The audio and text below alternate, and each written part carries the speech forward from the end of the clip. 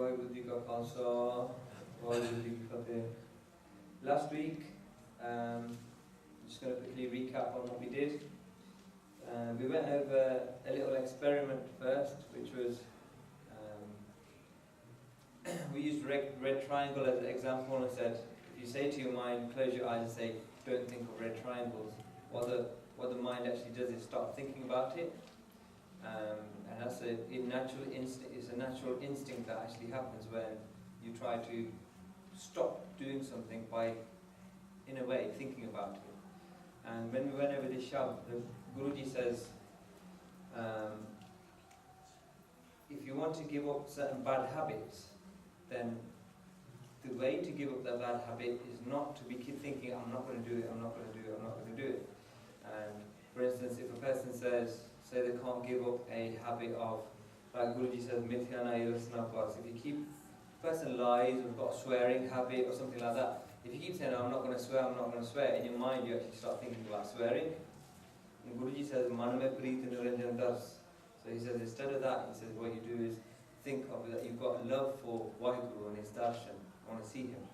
And he says, by not looking at another's beauty, but Guruji says to stop looking at another's beauty is not to say, I don't look at another's beauty, don't look at another person. It's Guruji says that you do seva of the Sikhs, and you have love for satsangat, and seva of the Guru inside of that. If you focus on that, then that stops. And the other thing was, if we say, I don't talk bad about anybody, and you say, no, I don't talk bad, actually you might start thinking about bad things about someone. Guruji says, instead of that, it says, Sabde jane apas ko manda. If in your mind your natural nature is to think, I'm bad, then you won't listen to anyone, something about someone else.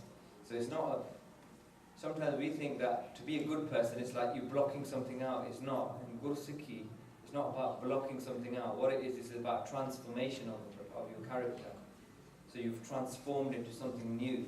It isn't about, I just stop this, stop this, stop this, stop this. If you stopped all those things and you haven't become something different, then what was that stopping? It doesn't mean anything. Eventually the mind will get bored of stopping that thing. And we covered, last week's topic was about fear, and which is bear, dar bear po, when Barney comes to that, and when we read Mool Mantra, Nirpo, when it comes to Nirpo, we say Vaheguru is beyond fear. Now fear as a topic, people often think it's just a very small thing, I'm fearless, and that's about it, but really, in reality, when we covered the topic last week, it covered so many aspects of everything effectively. It covered our worldly part, our relationships, our Sikhi and Nam. Guruji saying, for instance, the world fears life. They fear living. The world fears death. To fear living means you're always afraid something's going to go wrong in your life. That's how a lot of people live like that. Fearing death. We live in this world fearing death. But Marjana says, I'm afraid of that, so I'm not going to think about it. You're always scared of that. And fear of even in previous life forms.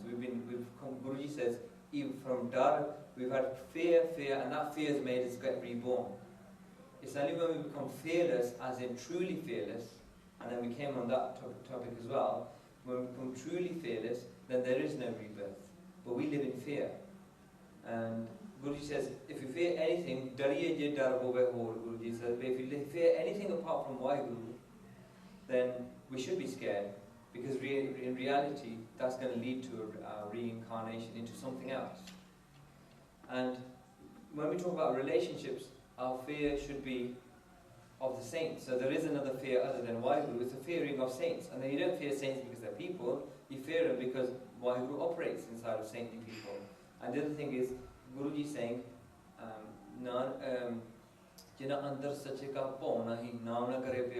if someone's there and they don't actually believe in Vaheguru and Naam, Guruji is asking us, why have we got a relationship with them if Vaheguru is forsaking them? In our Sikhi, actions are not accepted if they're not done out of fear. So there is an element. Sikhi starts from fear, but it doesn't end with fear. It starts with fear, but we have to fear Vaheguru. At the moment we're fearing our, like we said before, we're fearing our worldly things. that they might go, or they might come, or something might not happen. Whereas Guruji is saying to us, our Sikhi starts from doubt. Nobody has been saved without fear. Guruji says, neither will anyone ever get saved. And ultimately, we want to merge with Waheguru. And Guruji says that our fear shouldn't end up that we just die fearing Waheguru. That's not the point.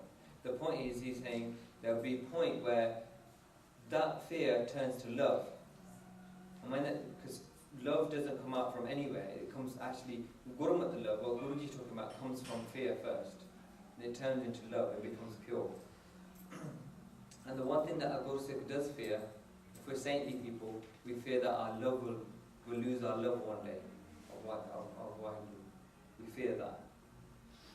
And fear ends all fears. When we talk about Naam, fear of God ends all of the fears. So if we want to end our fear, Nirpau jape sagal pau mitae. Guru says, you did Nirpau japunge. The entity that's not afraid of anything, it doesn't have a concept. Waheguru has got no concept of fear. It's only in the living beings that he's put it in. If we meditate on that, then all our fears go. And it leads to love, and it leads to Bairag. And when we talked about Lama, the second Lam Guruji talks about is Nirpau Pe Man Hoye Home Mel Goya Balaram. In the second Lama, when we go around second time, Guru is saying that fear of Waheguru destroys your home. And then Anhat Shabad start, and then in the third Lam, Bairag, which is true Bairag, which is when you miss Waheguru so much, out of love you miss him that much, that he comes very close. And the mind is cleansed through fear and Jyot Prakash. Jyot Prakash means when we do Simran, at one point what happens is that the light of Waheguru comes in through you, comes from inside. That is the concept inside of Sikhi that probably isn't in many faiths, but it comes inside. Waheguru comes inside. And then Guruji saying, when we talk about see God in everyone, you can't just see God in everyone. It doesn't work like that. What you see is, you see God in yourself first, and that comes through inside. That's this light that comes on. Then you can see Waheguru in everything. The body is purified through fear, and Naam is effective only through fear. So when we do Simran, our Simran, if it's just like Waheguru, Simran, 5 pound mil jave, 100 job, soni mil jave, all that tiga, those things happen. But only Naam is truly effective and accepted if it's done through fear. So that was last week's lecture. This week, for everyone who normally comes, you realize I don't start with Sikhi on its own. So I'm starting with a very interesting conversation. When we talk about, the thing I've been talking about is happiness. Happiness, everyone we talk to, everyone I see, they all is sad. They've got some sad problem. And today, happiness we've talked about a lot of concepts about happiness. Now one of them is that we're all different in our own ways. And to be happy is to be doing things that you enjoy doing. When we talk about in your life, what's your hobby? What's your pastime? What's your thing? And the other day we were talking about seva as well. Now, everyone knows about committees and all these other sevas that you have to do in the Gurdwara and all that. If you put the wrong person in the wrong role, it's disastrous. But no Punjabis ever understood that.